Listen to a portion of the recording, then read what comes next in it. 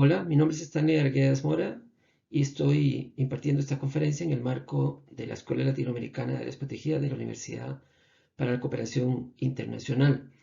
He titulado esta conferencia Elementos conceptuales novedosos para una zonificación efectiva y está enfocada en la zonificación, principalmente en la zonificación de áreas marinas protegidas. Primero que todo, quisiera traer a colación el concepto de zonificación. Y voy a retomar el concepto que la Administración de Parques Nacionales de Argentina en su guía propone como concepto. Y dice que la zonificación es una herramienta esencial para el manejo de un área protegida cuya finalidad es orientar, distribuir y regular los usos y actividades permitidas en el área según su categoría de manejo y objetivos.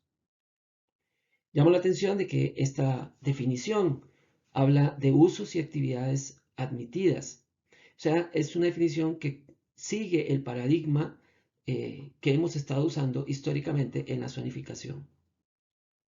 Este paradigma es un paradigma clásico instalado por Kenton Miller a partir de su publicación en 1980 llamada Planificación de Parques Nacionales para el Ecodesarrollo en América Latina, en donde él propone que las áreas protegidas se zonifiquen para lograr manejar sus usos.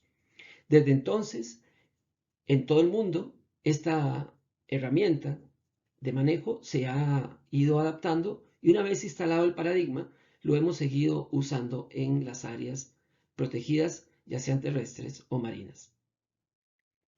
Ahora, la zonificación es básicamente un análisis multicriterio que hacemos del territorio, en donde tenemos una serie de variables, por ejemplo, variables como los valores de conservación, los diferentes usos, las fragilidades, y puede ser que haya otras variables que estemos usando para la zonificación. Tomamos todas esas variables, las juntamos y de ahí sale un mapa de zonificación.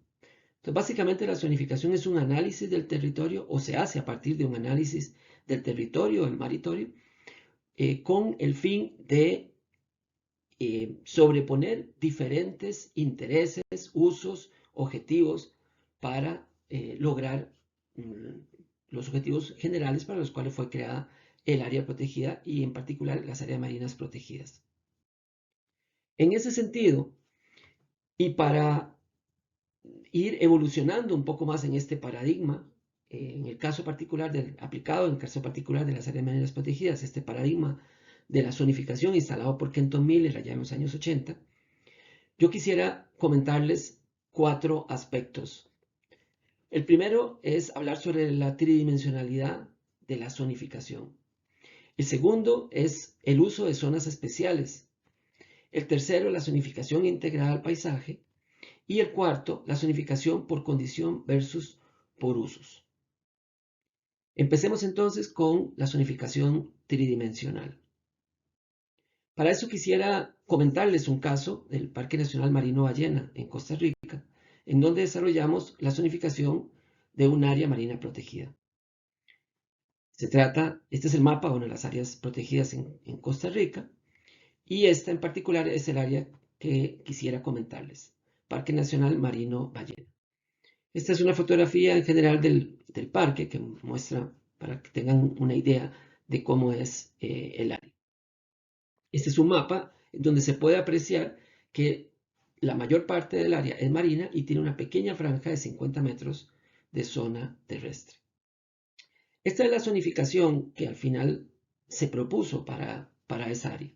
En el mismo proceso de elaboración de la zonificación se empezaron a encontrar algunos problemitas. Esos colores, los colores más intensos, implican usos mucho más intensos en la zona marina. Por eso esas líneas azules intensas implican que son áreas en donde va a haber tránsito de embarcaciones. Y los colores, según se van degradando hacia el blanco, significa que los usos son menos intensos. O sea que son áreas en donde hay el blanco, son áreas más vulnerables en donde se espera una mayor protección del recurso. Ahora, el problema estaba en que, por ejemplo, apareció durante el proceso un proyecto de elaboración de un aeropuerto en un lugar cercano a esta área. De tal manera que durante el ascenso de los aviones, ellos iban a pasar, se calculaba entre unos 300 y 500 metros sobre la superficie terrestre, y no se tenía muy claro cuál iba a ser el impacto sobre las ballenas. Ese proyecto aún no se ha concretado, pero sigue vigente. Entonces surgía la pregunta de si la zonificación debía entonces también hablar de zonas aéreas. Por otro lado, aparecía el tema de que en las líneas de conectividad para el tránsito de embarcaciones, en la parte subacuática, en la columna marina, en la columna de agua, había corales. Entonces se decía, bueno, ¿cómo se va a permitir el tránsito de embarcaciones? Pero por otro lado se pensaba que las embarcaciones no iban a generar muchos efectos sobre los corales. Pero no podía considerarse los corales como una zona intensiva, de uso intensivo. Esto trajo una serie de discusiones de cómo llevar adelante estos elementos que tenían que ver con algo que no se había considerado, que era la tridimensionalidad del maritorio. Entendimos entonces que estamos aplicando un método que fue diseñado para un análisis bidimensional en un espacio tridimensional. Entonces, para la parte superficial calzaba bien. El problema era lo que ocurría en la columna de agua, que podía ser diferente a lo que se podía permitir en la superficie, o lo que ocurría en la parte aérea. Al final entendimos que la zonificación tiene que considerar las tres dimensiones y no solamente dos dimensiones, o sea que no estamos zonificando un espacio plano, estamos zonificando un espacio cúbico. No lo pudimos resolver en ese momento, en el proceso, no logramos avanzar, pero sí llegamos, básicamente por un problema de legislación en el país, pero sí llegamos a determinar que debíamos tener una zona para el espacio aéreo, una zona para el espejo de agua y una zonificación para la columna de agua. Al final, esto se trató de subsanar con algunos elementos que se incorporaron, pero realmente es un desafío cómo en los modelos, en la metodología de zonificación, incorporamos esta realidad tridimensional. El segundo aspecto del que quiero conversar es sobre zonas especiales. En ese sentido, lo voy a llevar de nuevo a ejemplos en Costa Rica. Nuevamente, el sistema de áreas protegidas de Costa Rica. Y vamos a conversar sobre esta área en particular, que se trata del humedal nacional Terra Basierpe. Estas son algunas vistas de ese humedal y como pueden ver es una secuencia de canales a través de una gran área de manglar, una de las áreas más grandes o la más grande de Centroamérica. El tema con ese humedal, que es este mapa que está ahí, es que esas zonas, esos canales tienen mucho tránsito. Entonces, esta zonificación que representa en verde oscuro las zonas más prístinas, que deberían ser más prístinas, y en el color naranja las áreas que podrían tener uso, y en rojo las áreas que tienen una gran transformación, no era aplicable a los canales. Y encontramos entonces un problema de cómo zonificar los canales con este tipo de zonas.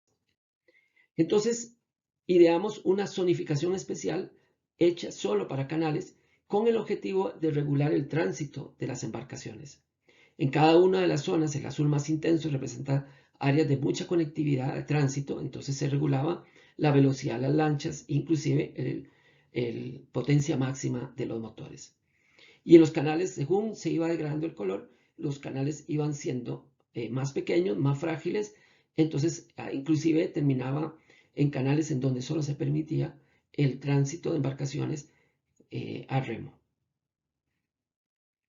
Otro ejemplo de uso de este tipo de zonas fue en la isla del Caño. Es una isla relativamente cerca, 23 kilómetros aproximadamente de la costa. Es esta isla en donde hay una gran cantidad de actividad subacuática por tener sitios para el buceo, el snorkel muy importantes. Entonces, esta es la zonificación del área, la parte verde es la zona de la isla, que tiene una zonificación en el componente insular, Y luego lo mismo, una zonificación marina, en donde los colores más intensos representan mayores usos. Sin embargo, esta zonificación no nos permitía determinar con especificidad los sitios para el buceo, los sitios que se permitían para el buceo, ni tampoco el tránsito de embarcaciones. Entonces, hicimos una zonificación para tránsito de lanchas, igualmente como el caso de Tierra Basierpe, donde había zonas en donde no se permitía el tránsito de embarcaciones. Esa zona azul oscura, que es 1,5 kilómetros alrededor de la parte sur este de la isla, no permite las embarcaciones. También se hizo una zonificación especial en donde se determinaron áreas de buceo, áreas para snorkel y sitios específicos para buceo.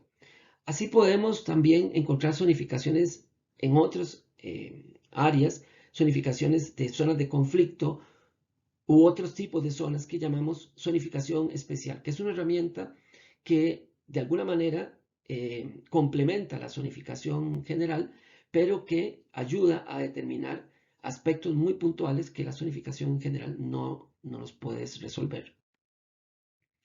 Otro aspecto importante es la zonificación integrada al paisaje. En ese sentido, hemos entendido la evolución de las áreas protegidas. Empezamos con áreas protegidas que llamamos de primera generación, en donde el concepto era la protección del límite para adentro.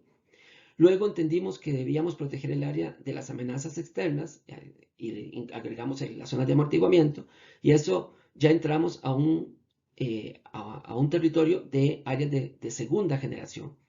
Luego entendimos que las áreas tenían que estar interconectadas y ahí inicia lo que llamamos las áreas protegidas de tercera generación, que se complementan o llegan a consolidarse al comprender que las áreas son parte de una serie de sistemas sociales, económicos y ecológicos y, por lo tanto, tiene que hacerse de manera integrada. Ahora, ¿cómo se come esto? Les voy a poner un ejemplo. Esto es en la provincia de Salta, en Argentina, en el norte de Argentina, limítrofe con Bolivia y Chile. Y esta es una serie de áreas protegidas que conforman parte del sistema de áreas protegidas de Salta. Este es el conjunto de áreas protegidas. Aunque les parezca mentira, ahí hay 5 áreas protegidas con esas formas rectas que en otro momento podemos conversar sobre por qué están así. Entonces, para hacer la zonificación, lo que se consideró fue un territorio más grande que esas zonas, dado que la zonificación de esas áreas no tenía mucho sentido. A eso se le llamó área de gestión territorial integrada. Serranía de Tartagal, que es el nombre de la zona. Y se hizo la zonificación utilizando esos colores, en donde el verde más oscuro son las áreas más naturales, el verde claro las áreas con algún nivel de intervención, el amarillo con mucho más intervención y las naranjas son aquellas completamente transformadas. Entonces vean cómo quedó la zonificación de esas unidades, de esas 5 unidades. Si ustedes lo miran así, les parecerá que la zonificación no tiene como mucho sentido, no parece como que eso tenga algún tipo de lógica, si lo vemos de esa manera. Pero, bueno, y tomen en consideración que esa línea amarilla representa aproximadamente 30 kilómetros, o sea que no son grandes áreas. Entonces esas zonas verdes ahí no parecen tener mucho sentido, esa protección oscura y sobre todo al límite del área protegida. Sin embargo, si ustedes ven la zonificación que se hizo de todo el territorio, verán que sí tiene sentido.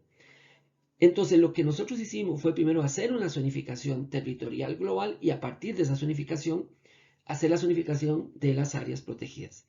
Ahora, ¿cómo se resuelve el territorio en general? Bueno, ahí se trabaja con fincas, por ejemplo, esas son propiedades particulares en la zona y en esas propiedades también unas quedan zonificadas y hay que trabajar propietario por propietario. O sea, al final lo que tiene que hacerse es armar un rompecabezas que está fragmentado por propiedades, pero que tiene que ser visualizado como un todo. Otro ejemplo, en Costa Rica. Esta vez en Costa Rica está nuevamente el sistema de áreas protegidas y vamos a ir a la península de Dios. Estas son las áreas protegidas de la península de Dios en la categoría respectiva de UICN. Y estos, algunas imágenes para que tengan una idea de la península de Osa, que es una zona muy prístina y se conoce como el Amazonas de Costa Rica.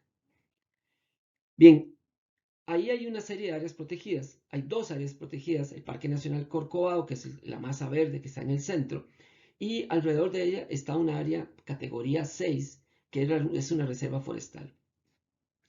Son los mismos criterios con los colores, los verdes más intensos, protecciones más estrictas. Y el verde claro son protección un poco menos estricta, pero igual mucha protección. Ahora, esta zonificación se hizo considerando la conectividad de todo ese sistema. Esto que están ahí son las líneas de conectividad que un análisis hizo y determinó por dónde se movían las especies en esa zona. Entonces, fue considerando todo ese componente que se hizo la zonificación. No fue solo considerando lo que ocurría dentro del área protegida. El último componente es una cosa que llamamos zonificación por condición, que se contrapone un poco a el concepto tradicional de Kenton Miller, que es zonificación por usos. Esto es un análisis comparativo de las ventajas que tiene la zonificación por condición versus la zonificación por uso. Básicamente, en resumen, lo que quiere decir eso es que la zonificación por condición está enfocada en la condición y no necesariamente en los usos.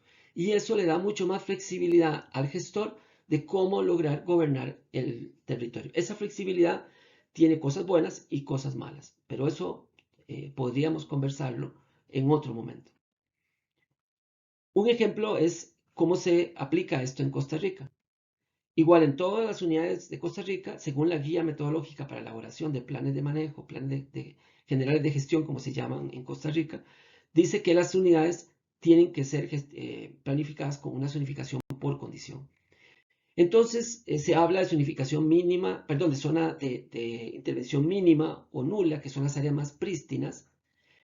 Luego hablamos de intervención baja, que tienen algún tipo de disturbio.